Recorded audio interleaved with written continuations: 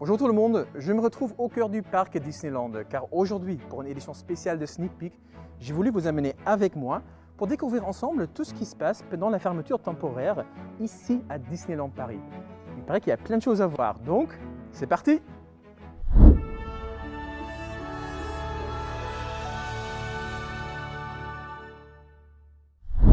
Tout d'abord, nous allons à la découverte du travail de nos équipes nature et environnement avec Pierrick, car ils n'ont pas cessé d'entretenir nos espaces verts. Bonjour Pierrick. Bonjour Jonah. Comment vas-tu? Bien et toi? Très bien. Alors tu nous as donné rendez-vous ici à Fantasyland. Pourquoi? Qu'est-ce que tes équipes sont en train de faire?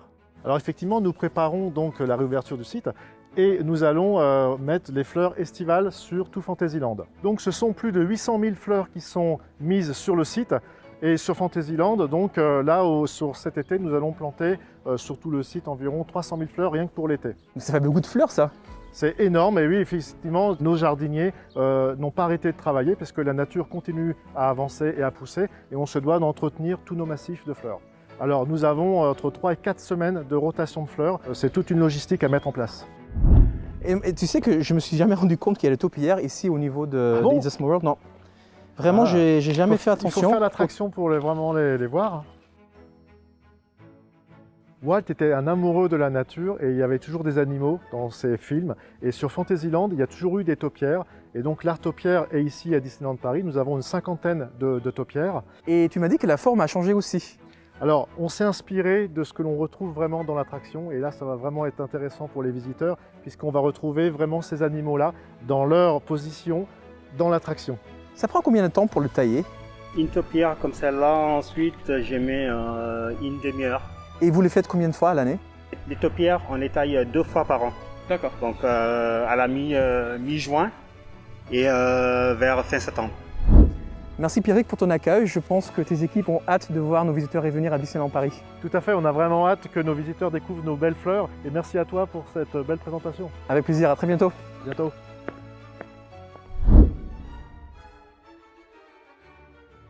Bonjour Stéphane. Bonjour Antonin. Comment vas-tu? Très bien, merci. Alors, tu nous as invités ici à Pirates of the Caribbean. Et je vois que tes équipes sont déjà en pleine préparation pour la réouverture. Qu'est-ce qui se passe? Effectivement, alors on est en train de... C'est un des différents projets sur lesquels on a travaillé pendant cette réhabilitation. Alors on a eu l'opportunité, au gré de cette fermeture, de pouvoir mener de nombreux projets de réhabilitation. Donc là, on est sur le projet du barrage. Effectivement, le barrage, c'est une des parties de l'attraction qui nous permet de séquencer l'attraction, de gérer le flux des bateaux. Et on est sur un remplacement complet des barrages.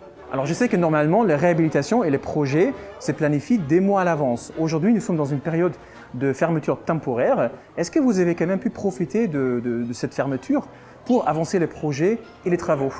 Bien sûr, alors il a fallu gérer avec l'absence de perspective de réouverture. Donc dans un premier temps, on a été sur 2 ou 3 mois où on s'est contenté, si je puis dire, de cycler les attractions. Donc cycler, c'est ni plus ni moins les faire tourner à vide. Et puis à partir de février, on a commencé vraiment à attaquer au niveau des différents projets. D'ailleurs Stéphane, je vois que tu as amené ton chien pour surveiller les chantiers. Effectivement, c'est le gardien du chantier, c'est lui qui nous protège et qui s'assure que tout se passe bien.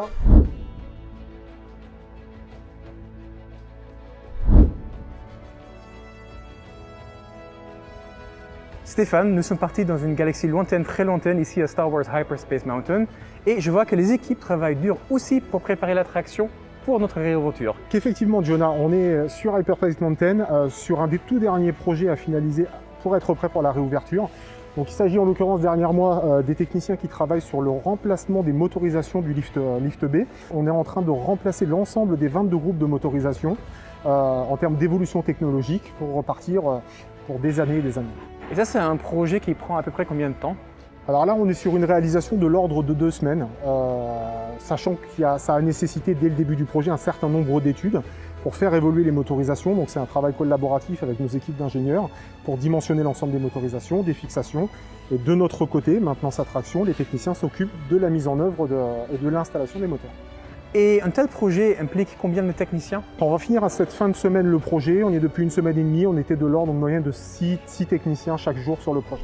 Stéphane, j'ai bien aimé ce petit voyage dans une galaxie lointaine, très lointaine. C'est pas tous les jours qu'on va à Space Mountain comme ça. On va où maintenant? Eh ben écoute, on va se diriger vers la dernière attraction et la petite surprise. On vient de visiter 2 attractions qui étaient en fin de projet et qui ne vont pas tarder à être prêtes. Là, pour le coup, on va visiter la petite dernière. Elle est totalement prête. c'est Buzz l'éclair. On est prêt à réouvrir après plus de 8 mois de travaux.